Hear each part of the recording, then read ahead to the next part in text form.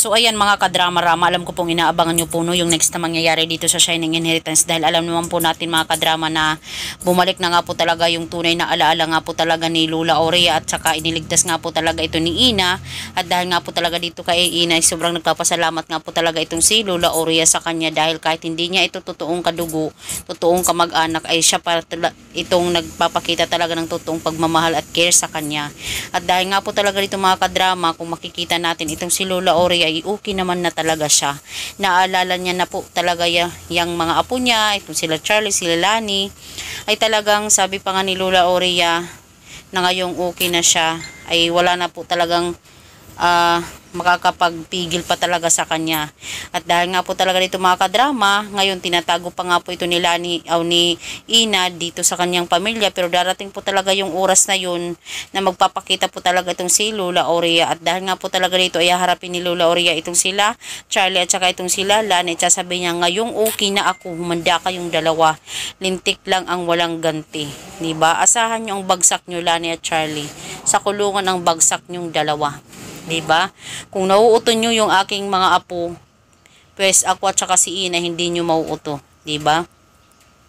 Kaya mga kadrama, sobrang nakaka-amazing lang po talaga na pag nakita po talaga natin yung senaryo po talaga dito, no? Dahil talagang babangon muli talaga itong si Ina at saka itong si Lola Aurea, dahil may tutulong po talaga sa kanila, o di kaya itong si Lola Aurea ay merong gagawing transaction, diba? Para mabawi po talaga nila yung kumpanya, as in. Tsaka itong si Ina, dahil pawala-wala din siya, talong-lalo na ngayon si Madam Aurea, alam niya na pawalang-wala itong si Ina.